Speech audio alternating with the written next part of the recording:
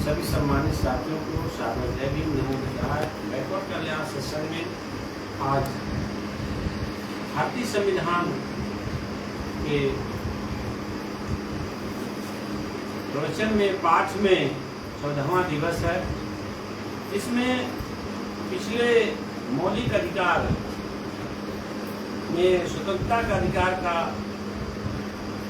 पाठ हो रहा था कि व्यक्ति को क्या स्वतंत्रता है, और आज मौलिक अधिकार के तीसरे अधिकार जो शोषण के विरुद्ध अधिकार। शोषण क्या है? शोषण की परिभाषा के रूप में जाना जाए, शोषण एक किसी भी व्यक्ति पर जब उसके विचार, अभिव्यक्ति, कार्य के विरुद्ध और उम्र के विरुद्ध जब कोई भी कार्य होता है वह शोषण कहलाता है।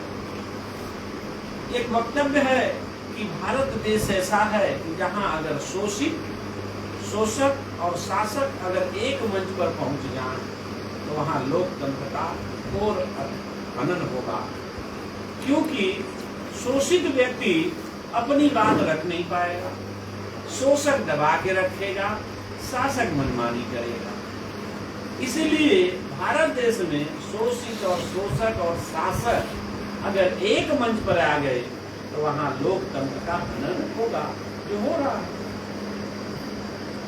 इसीलिए शोषक जो है वो घातक है, शासक घातक नहीं है, शोषक घातक है।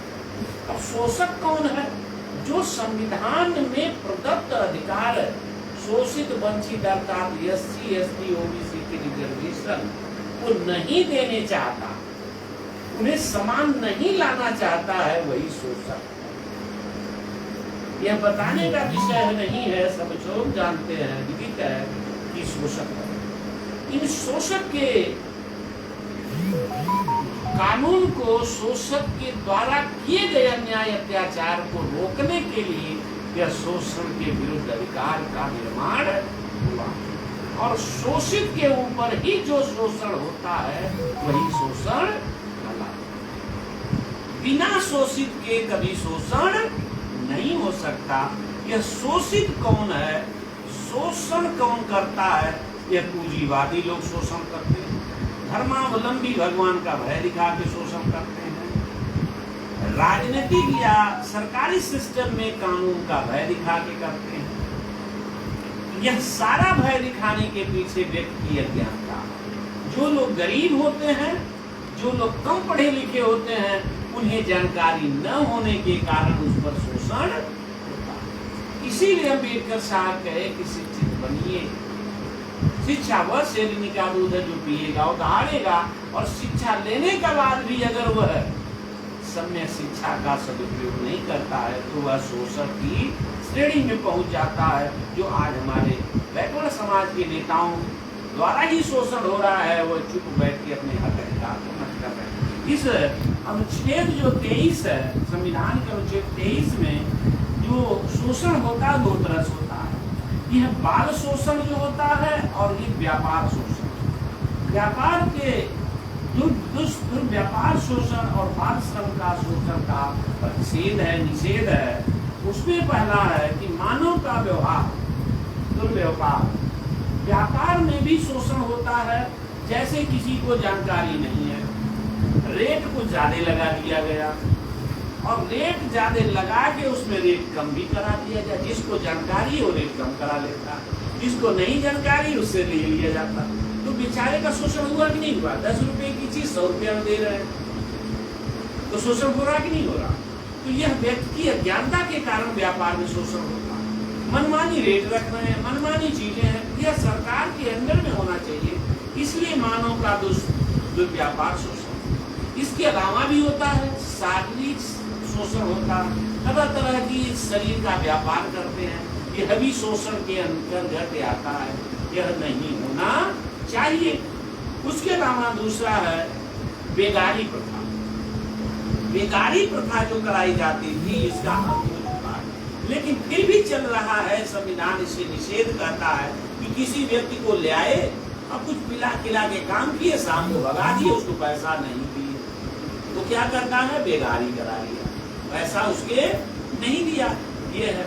लेकिन इसके बाद भी एक है कि जो सख्त मना है वह बिगाड़। इसी प्रकार का अन्य बाल श्रम आता है। जो बाल श्रम है वो पूरे जीवन के खिलाफ ही श्रम है। जैसे जो बच्चा 13-14 साल के नीचे ला करके अपनी दुकान पर रख लेते हैं, अपने कारखाने में रख लेते हैं, अपने किसी भी प्लेस पर रख लेते हैं, और उस बाल श्रम के कारण उसे अपनी कम से कम पैसा में बड़े के बराबर काम लेते हैं। वो क्या है? बाल का शोषण। वह बच्चे का पढ़ने लिखने की उम्र है, उसको जीवन की अद्भुत चीज जानने की उम्र है, वही शोषण के कारण। इसीलिए आर्टिकल 21-20 ने बालकों के पढ़ने के लिए शिक्षा का अधिकार, 14 साल के बच्चे को निःशुल्क शिक्षा का अधिकार का कानून लाया गया। इससे बच्चे 14 साल के, यह सरकार की जिम्मेदारी है कि भारत के हर नागरिक जो बच्चा है 14 साल को, उसको सभी निःशुल्क शिक्षा देने का अधिकार है। पर न दे, यह सरकार में बैठे लोगों की कमी है और लेने वाले की अज्ञानता की कमी है। इसीलिए जानना अति आवश्यक है और इस पर उपबंध करने में कोई भी उल्लंघन अपराध नहीं होगा, न इसको कोई रोकेगा। और अगर गलत करता पाया गया तो उसे दंडनीय अपराध है। और इस अपराध को संज्ञान में लेकर के बाल शोषण अधिनियम बना। और यह अनुच्छेद 23 के फर्स्ट। दूसरा 23, इस अनुच्छेद का कोई बात राज्य के सार्वजनिक प्रयोजन के लिए अन्यवार सेवा अधिरोपित करने से निवारित नहीं करेगी। ऐसी सेवा अधिरोपित करने में राज्य केवल धर्म, मूलवंश, जाति और वर्ग या इनमें से किसी भी आधार पर कोई विभेद नहीं करेगी कि ताकि ये फलाने जाति के हैं, नीची जाति के हैं तो इनका शोषण करो। ऐसा कार्य करने के लिए सरकार बाध्य नहीं करेगी, अर्थात इसका विरोध है संविधान में या किसी को जाति। तीसरा पॉइंट है, अब इसके बाद अनुच्छेद 24 है कि अक्सर कल कारखानों में लोगों की मजबूरी में बच्चा इतनी महंगाई शिक्षा कर दी जा रही है, सरकार अपने चीजों पर अनुबंध नहीं कर रही है, जिस कारखानों आदमी बालकों के उपयोग पर उनको श्रम के रूप में नियोजन का प्रतिषेध है। अर्थात कोई भी कारखाने में कोई व्यक्ति 14 साल से नीचे के बच्चे को नहीं रख सकता। प्रतिषेध है, निषेध है। अगर इसके बाद भी कोई रखता है तो उस पर दंडात्मक कार्रवाई हो सकती है। यह अनुच्छेद 24 कह रहा है। ठीक है, किसी भी कारखाने और किसी खाद्यान्न में कोई भी ऐसा नियोजित नहीं किया जाएगा, न जाना चाहिए। किसी अन्य परिस्थिति में भी कोई कार्य नहीं ले सकता जिससे बालक की शिक्षा का शोषण होगा। इसलिए बाल श्रम के तहत शोषण के अधिकार के तहत इसे लाया गया है और यह 14 वर्ष से आयु के नीचे के बच्चों के लिए है। इसीलिए पहली बार शिक्षा का अधिकार दिया गया आर्टिकल 21 में, और उसमें जो बच्चों के पढ़ने का अधिकार पूर्ण रूप से बात हुआ। इन्हीं शब्दों के साथ आज का शोषण का अधिनियम पर चर्चा जो हो रही थी साथियों, किसी भी हाल में एक और बात बता दें कि शोषित व्यक्ति से अगर कोई शासक बन गया, अगर बीच में शोषक है तो अभी वह घातक होगा, क्योंकि शोषक ऑलवेज जो है कंट्रोवर्सी क्रिएट करता है। व्यक्ति के अंदर शोषित जो कम बुद्धि होते हैं वो डरे रहते हैं, उनको जानकारी नहीं होती है, उन्हें धर्म का डर दिखा करके, उन्हें कानून का भय दिखा करके उनको शोषण करते हैं, उनको संपत्ति का, खाने पीने की कमजोरी का भय दिखा करके लोग शोषण करते हैं।